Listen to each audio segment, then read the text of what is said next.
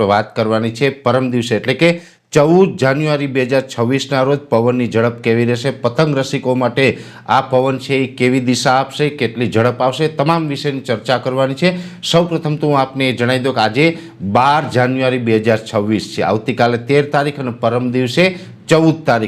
તારીખ એટલે મકર સંક્રાંતિ, આપણે જે આપણું પર્વ મનાવવામાં આવે છે દેશી ભાષામાં આપણે તળપદી શબ્દ પ્રમાણે એને ખીહર પણ કહીએ છીએ અને એને ઉત્તરાયણ પણ કહેવાય છે। એટલે ઉત્તરાયણ છે એના અંદર આપણે જે આપણી પરંપરા છે પતંગ ઉડાડવાની, ગુજરાતભરની અંદર પતંગ ઉડાડવાનું ખૂબ મહત્વ છે ને એમાં પણ ખાસ કરીને મધ્ય ગુજરાત અને દક્ષિણ ગુજરાતના વિસ્તારો છે એની અંદર થોડુંક આનું ક્રેઝ છે એ વધારે પડતો છે। હવે આમ જોવા જઈએ તો દર વર્ષે ઉત્તરાયણના દિવસે પવનની દિશા અને ગતિ છે એ અમુક વિસ્તારમાં સપોર્ટ આપે છે, અમુક વિસ્તારમાં નથી આપતી અને ઘણી વખત ઘણા મિત્રો છે પવનને લઈને ચિંતિત હોય છે। આ વર્ષની વાત કરવા જઈએ તો આ વર્ષે પવનની જે દિશા અને ગતિ છે એ ચોંકાવનારા રહેવાના છે। ચોંકાવનારા એટલા માટે રહેવાના છે કે દિવસભર પવનની જે દિશા છે એ મોટા ભાગે એટલે કે ગુજરાતના 95% વિસ્તારની અંદર ઉત્તરના જ પવનો રહેવાના છે। મોટા ભાગે ઘણી વખત એવું બનતું હોય છે કે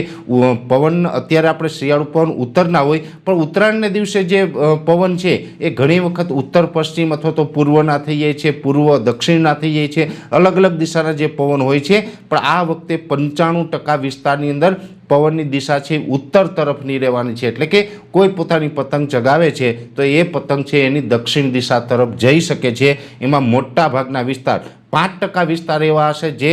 આપણે જે કહી શકાય કે કચ્છના પશ્ચિમ ભાગો છે, એટલે કે જે નલિયા છે, અબડાસા તાલુકો છે, લખપત સાઈડના વિસ્તાર છે, માતાના મઢ સાઈડના વિસ્તારો છે, ખાવડાના વિસ્તાર છે, એ વિસ્તારોમાં કદાચ ઉત્તર પશ્ચિમના પવન જોવા મળે, બાકીના મોટા ભાગના વિસ્તારની અંદર ઉત્તર દિશાના પવનો જોવા મળે તેવી શક્યતાઓ છે।